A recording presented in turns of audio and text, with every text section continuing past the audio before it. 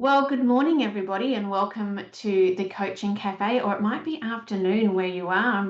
I'm in lovely Perth, so it's still early in the morning. Um, our session today is on how coaching enables psychological safety in the workplace. And it's because we are currently in World Mental Health Month. My name is Paula Jones-Hunt, and I'm the resident HR specialist at Open Door Coaching.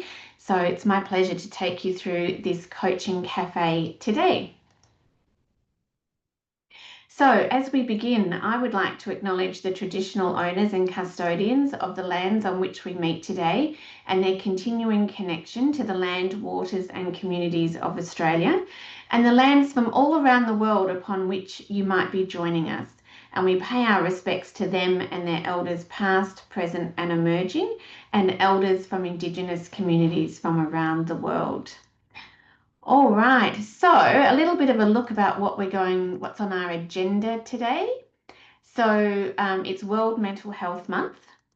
We're going to look at what is psychological safety and why is it important? How does coaching enable psychological safety? And as always, it's about creating a community, shared learning experiences, thought-provoking conversations. And as I am on my own today, if anybody has any questions or comments they'd like to add or discussion they'd like to add, please feel free to do that. I absolutely welcome that. And then for everybody here for their ICFs, CCEs, they will be available at the end for you. All right, so let's get in and going. So before we begin, we will be speaking about mental health in the workplace, and you or someone you know may have a lived experience with mental health. Some participants may find the content confronting or it may cause distress.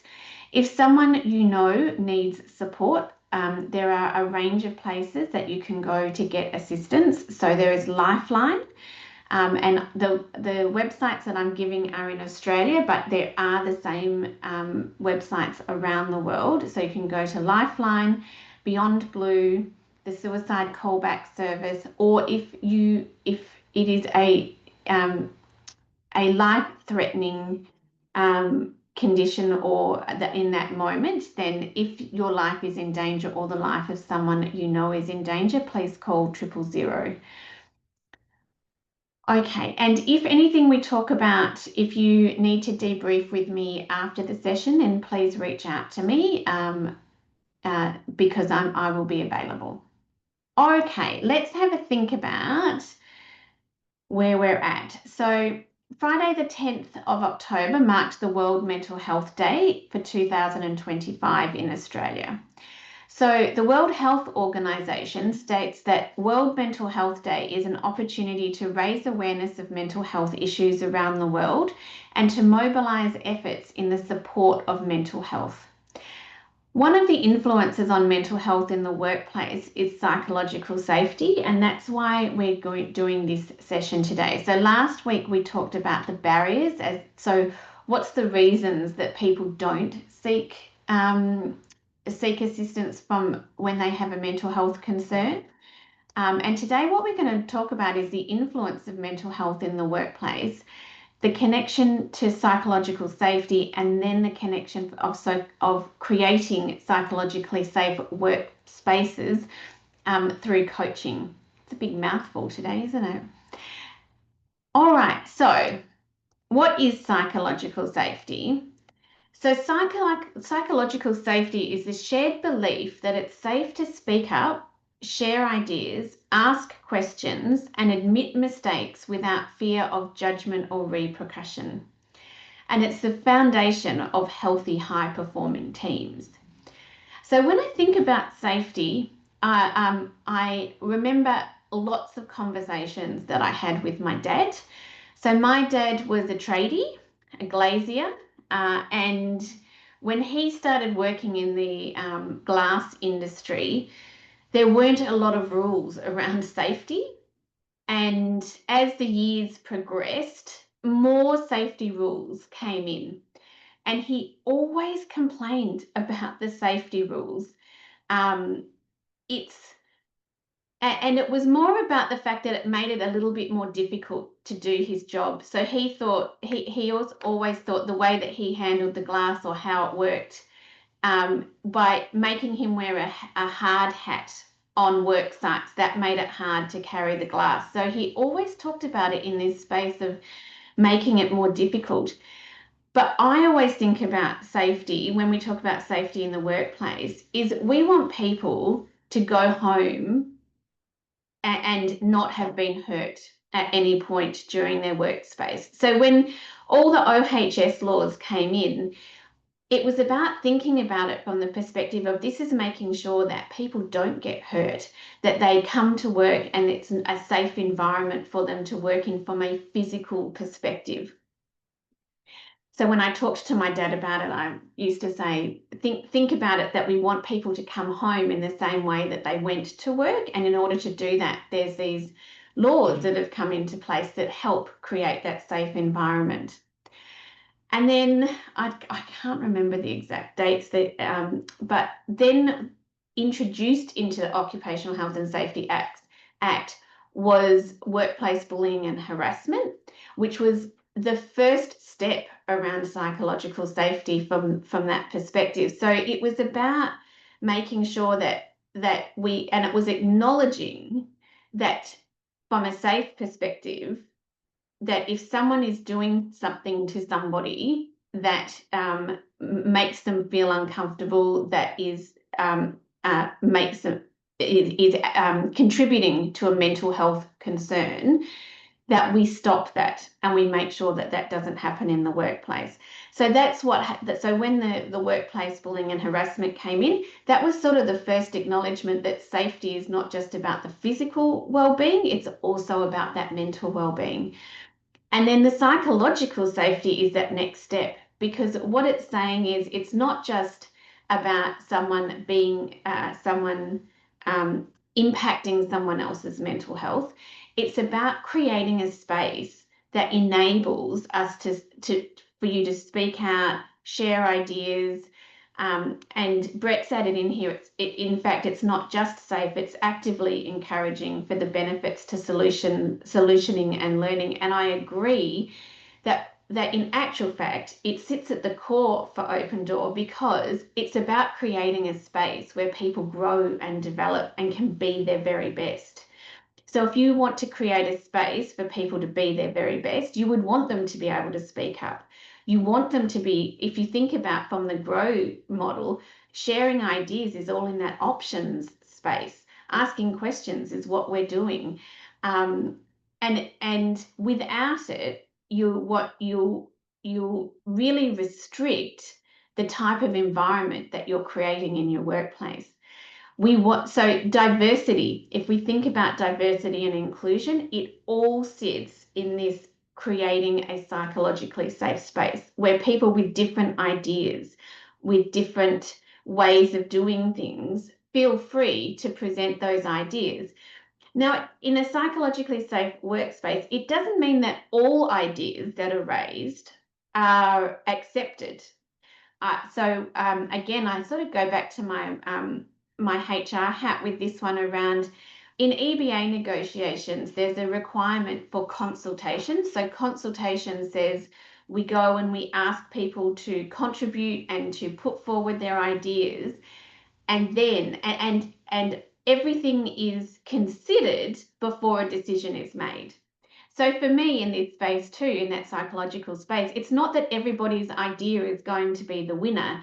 It's that it's a forum where people can share those ideas so that you can build upon those ideas and think about them and consider them when you're moving forward. The other key part in the psychological safety is this fear of judgment or repercussion.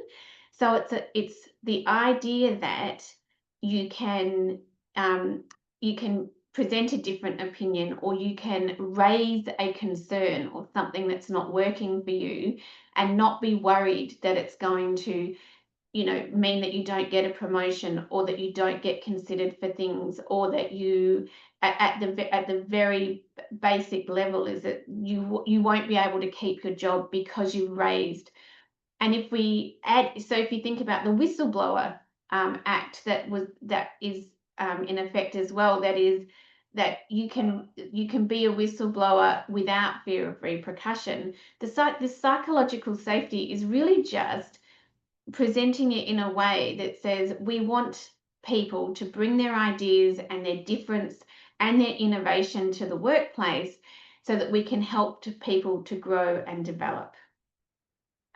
So when I think of, so that's how I think about psychological safety, and I think about it as being that foundation for high performing teams. If you want high performing teams, we want to have ideas. We want to be able to make a mistake, because from a growth mindset, a mistake is an opportunity to grow and develop from there. And if we're not making mistakes, if we don't feel comfortable to say, oh, I stuffed that bit up, what did I learn from that? What will I do differently moving forward? Then we're not having that space to grow and develop. If anybody else has some any other comments around psychological safety, please feel free to pop them in the chat for me. Okay, so why is psychological safety important? So as Brett highlighted, it enables learning, innovation, and performance. So it's that key piece that says we, as a team, as an organization, you want to be learning, you want to be innovating, you want high performance. And in order to do that, you need to create that space where you can have innovative thinking. I also think in this space too, it's about the critical thinking. How do we consider all the aspects in order to make great decisions moving forward?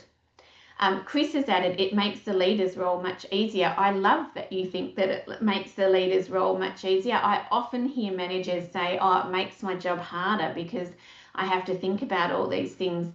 But I think you're right, Chris. I think if you are enabling these things, that as a leader, you don't have to have all the answers, and you want your team contributing to that. You want to hear, I've always said that I want to hear if there's a problem in the way that we're moving forward, because I'd rather address that problem earlier than the problem compounding.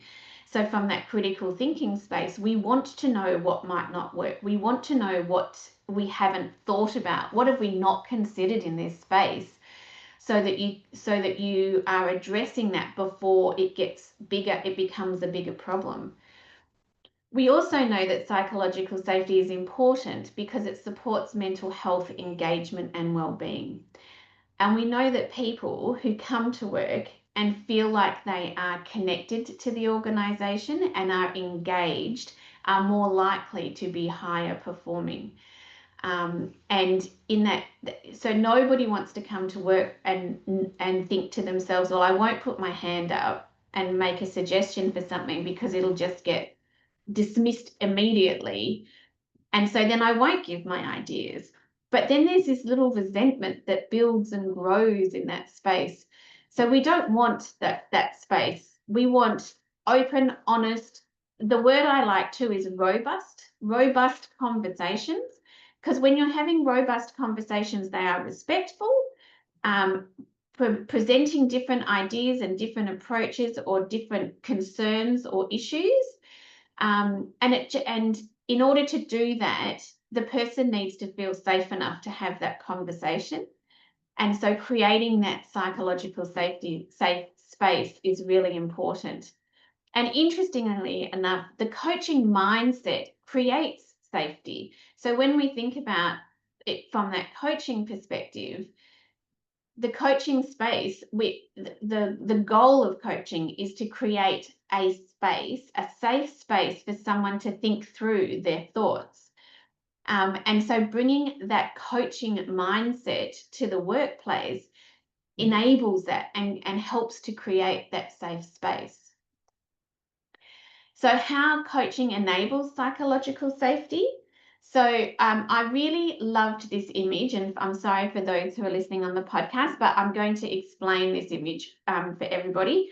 So in the image is a business person of sorts walking along a tightrope, and the tightrope is above the city. So think about the city as your workplace, and we've got someone walking across that tightrope, and underneath them is a hand that is sitting there in case somebody falls.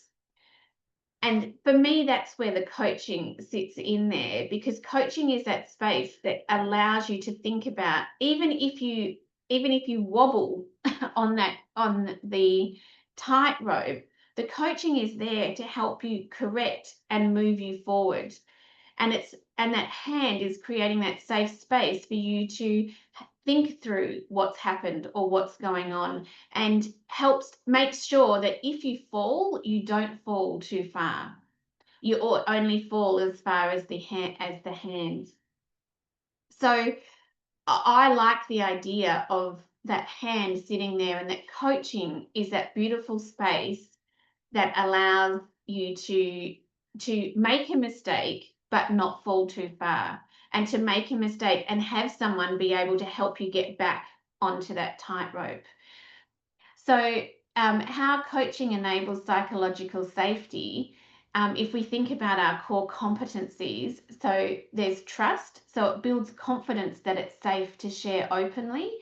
And we know that it's one of those, I think the space for someone to share openly without fear of judgment or repercussion is a gift for people, because you can often say things out loud, and as you are thinking them out loud and saying them out loud, it sounds different to what you thought, and then you get that opportunity to really decide what it is that you want to move forward with. I'm just going to check in. So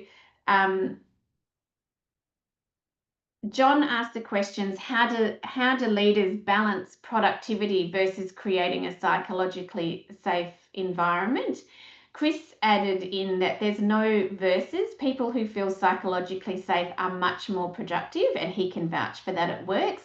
And I agree from this perspective. If you want productive people, engaged people are often more likely to be more productive than disengaged people. And creating a space where people feel like they are making a contribution, contributing to the work that they are doing, feel safe and trusted, are more likely to be engaged. And more likely to be engaged means more likely to be productive. Paul added in, I'm often asked this, and the fact is that a psychologically safe workplace increases productivity, and the two are not mutually exclusive. So I agree with you, Paula. I agree with you, Paul, that if you have a space where people feel comfortable to be innovative, to be great critical thinkers, you are going to get more productivity.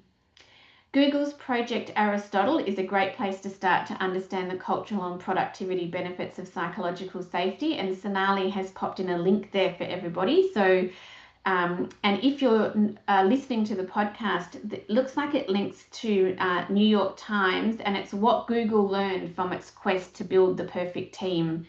So thank you, Sonali. That's a great resource to add in there. Brett also added in there that you want people to produce well at a sustainable level through having the training, resources and support needed, so not flogging them for short-term gain. Therefore, I think it can coexist. Thank you, Brett. I agree, and we want people to have longevity, and we want people to go home. I often talk about the fact that that if something's not going right at home, then it comes into the workplace. But the same is true in the workplace. If something's not going well, if you're not feeling safe in the workplace, those feelings come home and impact from a personal perspective. And we don't really want, we want people to, the impact to be on a positive perspective, and that people come home thinking, what a great day I had, or there was something I achieved that was really, really great. And then they're feeling good when they're coming home.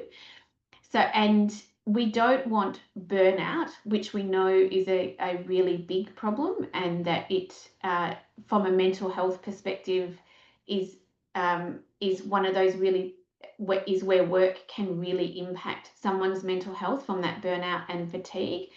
So being, having someone who can actually say in the workplace, actually, I can't take on that piece of work unless we look at how else we realign something. We want people to be able to say that rather than to take the work on and end up in burnout.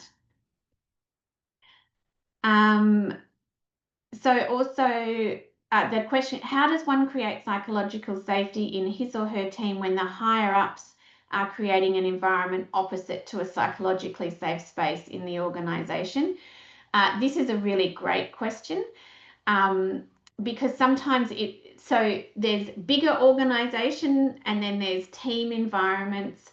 And what I would say from this perspective is, it's important that is raised with, if you're feeling as if the environment that you're in overall is not a psychologically safe space, then I would highly recommend that you raise that. And there's lots of different ways that you can do that. And one might be through an engagement survey that comes through your organization. I often went into organizations that didn't know anything about coaching, and my approach was to always start with demonstrating the environment that I want, demonstrating coaching with the people that I worked with. So it's kind of like the covert operation, or the osmosis is how I like to think about it. Is that the better a leader that you are in creating that really great psychologically safe space, the more your team will want to work with you, and the more other teams will want to work with you. And you continue, and it's sort of like you throw the pebble into the water and it creates a ripple, and then the ripple starts to get bigger.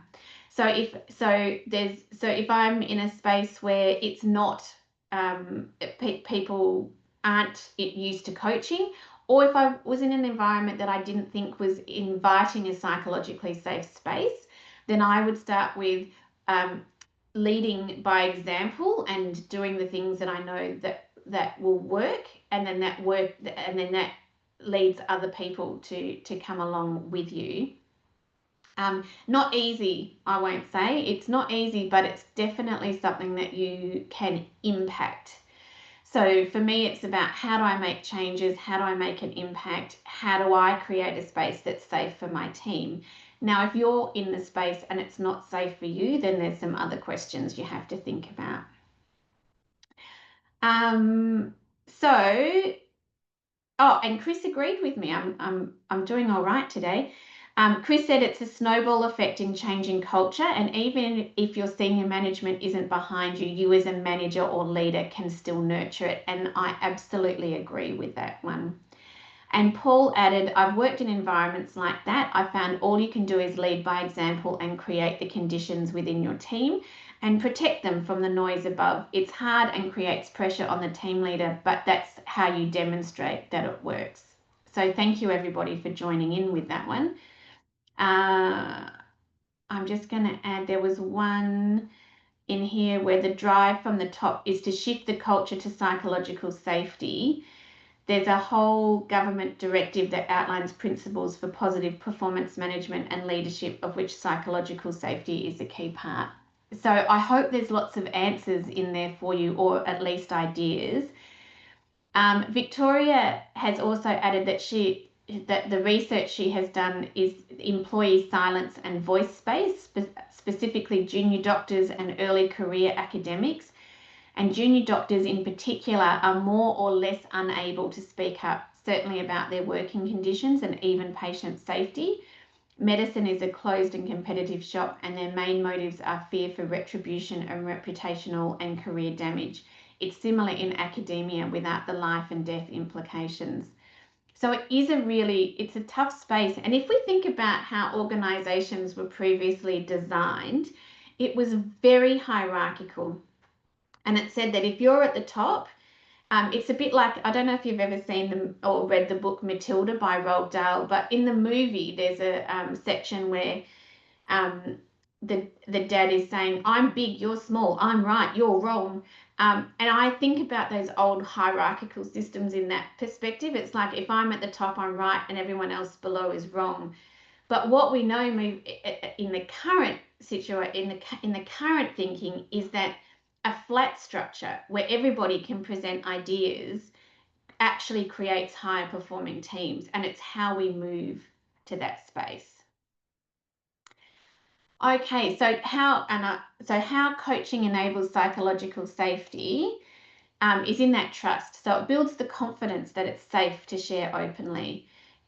Curiosity is at the core of coaching. So it encourages questions and diverse perspectives without judgment. And it's this idea that you can think something through and not be judged on it until from that perspective of, you might say something in a coaching session and it comes out not quite right, and it's that opportunity to think it through and the coach not judging. So I think from a leader perspective, it's that idea of introducing curiosity when you're working with your team that doesn't have that judgment in it. Now, that doesn't mean you don't think about and consider it. And I've had loads of coaching sessions myself where I've thrown out ideas that are never going to make it. It doesn't matter that they're never going to make it, because what we're looking for is, what about that idea could we make happen? How knowing this thinking will help moving forward. And then empathy. So creates connection, understanding, and support. So coaching at its core is about creating psychological safety in that conversation that you're having with your coachee.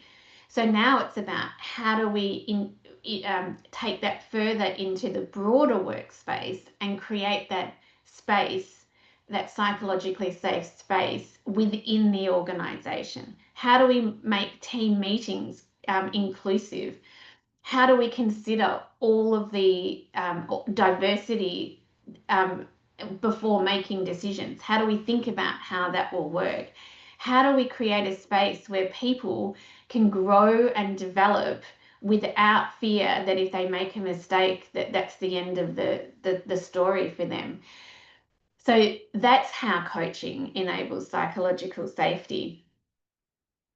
I'm just going to go back to some of the comments, and honestly, I am so appreciative and grateful for the comments that have been coming through, because I think they are really great in helping everybody moving forward. So Sonali said, that's a great insight, Victoria. We would all be remiss in not mentioning Dr. Amy Edmondson's work in the psychological safety space. And your post reminded me of how wonderful TEDx talk on how she stumbled on the idea of team pay safety while doing a team effectiveness study with clinical teams. That's what Google eventually picked up on. And Charles, and I don't want to pronounce his surname incorrectly, but I'll give it a go, Duhigg, being the journalist who covered this project. Paul added, I find the pace of cultural change in the medical profession so frustrating. My background is in aviation, where psych safety was integral to high performance and preventing loss of life. For so many years, the medical industry has been saying, we are looking at aviation to learn, but the cultural change is just not materializing. Sorry, Sonali added, so it's psychological safety, not pay safety. That makes a lot of sense. All right, so that's the take on psychological safety in the workplace, and the link to coaching. And I think from a leadership perspective, it's the link to creating the environment. From a productivity perspective, if we go back to productivity, if you want to create a high-performing, productive team, then creating that psychologically safe workplace is that key to being able to unlock things like innovation, critical thinking, and really build in that space. So, as I mentioned last week, Natalie is doing the 1 Foot Forward, the 250 kilometers in October, and I've popped on there a QR code for you to click on if you would like to make a donation to that. And as always, we have our certificate for in workplace and business coaching. Our November programs are now fully booked. So if you're looking towards joining that program, then the next one is in February. and our diploma in leadership coaching, and also executive senior leader coaching. So I'd like to thank everybody for joining me today. I have really enjoyed the conversation and all the additional information that people have popped in. I'm still learning in this space, and so I really love that everybody's contributed today. And as always, I'm wishing you a very happy Friday, and I hope you have a lovely weekend. And we will see you all next week.